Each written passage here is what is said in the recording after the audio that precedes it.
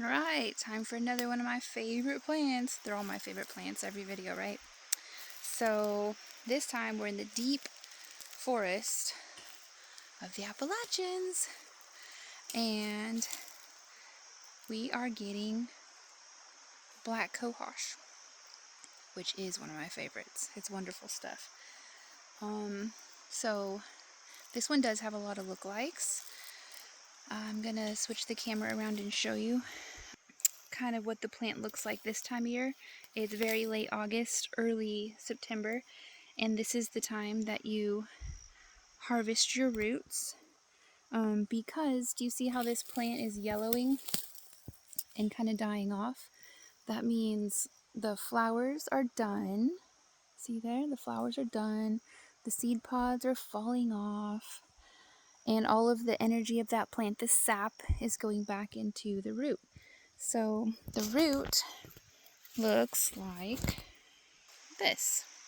So this one's a little bit chopped off, but it's just this small fibrous rhizome. Let's see if I can clean it off a little bit. You can see what's dirt and what's not, but most of this that you're looking at is actually the root.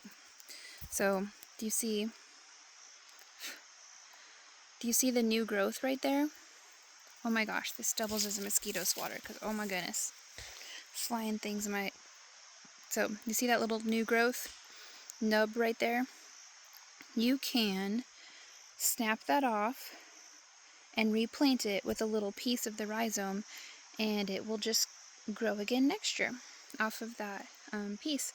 And then all this chunk of root right there, I would take and I would chop it up while it's fresh, before it dries into a concrete slab, because it dries very tough.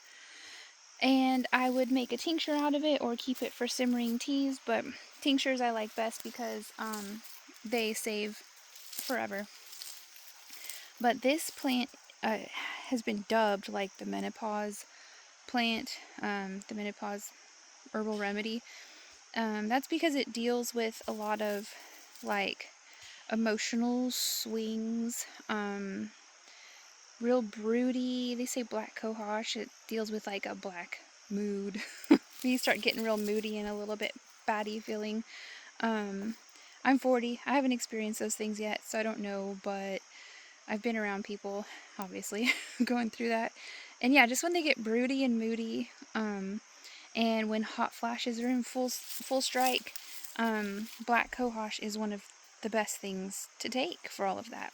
It also helps just with general irritability. If you're not going through that, but you're irritable, you have anxiety, it helps to soothe the central nervous system and the nervous system in general, and can help with a lot of muscle tension and spinal congestion, if you will. Like if you're just feeling like real stiff and awful, it helps a lot with that. So I don't personally use this a whole lot because I don't experience those symptoms.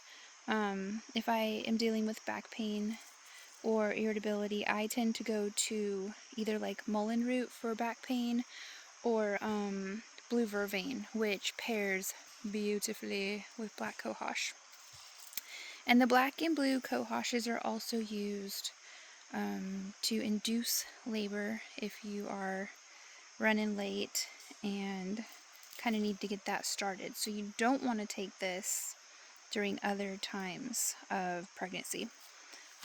It's interesting that it's growing right up along what I do take for pregnancy, to reduce pain. And I took this the last 6 weeks of my home birth. I had my fourth one on my own at home, and this was one of the ones that I used. This is called squaw vine or partridge berry, and it'll have two little. I got so many mosquitoes in my eyes. Sorry, y'all. It'll have two little white flowers in spring, and then see how it has two little scars on the seed head right there. So it has twin ovaries on one 2 flowers, 1 ovary, and then it produces 1 seed with 2 scars. So what I do with this is, I actually have one, I think my first video years ago was actually about this, so I should do a separate one on that. But this is used for female tonic and late pregnancy to reduce pain and difficulty during childbirth, and also for menopause, also for monthly stuff. So that's kind of cool. But this is the one I'm talking about today, the Black Cohosh. And this is where it comes from, the deep dark jungles of the Appalachian Mountains. So, I do have some of this already made up and ready, and this will be this year's batch. And yes, it will be for sale on the Etsy shop, because a lot of people depend on this. So, and I guess that's it. Oh, I could have talked about some identification features, sorry. I tried to do that. I did show you that it's kind of a long, tall stalk, and it will have a really tall white flower. I believe they call these racemes when they're big, tall spike shaped like that. And instead of being pollinated by pretty things like butterflies and bees, they're pollinated by like wasp and flies, because they smell like dying flesh. So that's how they lure in their pollinators, is by stinking like death. So if you see that in the woods, it will the long tall one with flowers only on the top, because it's lookalikes like baneberry, I think one's called. It looks just like this, but this has a different terminal leaf, which means when you come off these leaflets like this will have a terminal leaf at the end. The other thing that I noticed about this plant is it grows, to me, like a table. So look at this. See how it's really flat? Flat, flat, flat, flat. They lay down, going up at an angle like this, like its lookalikes do. They lay very flat, and they just capture all the sunlight on the forest floor, because these are in deep forest and they don't get much light, so they lay down flat like a table, and that's how they get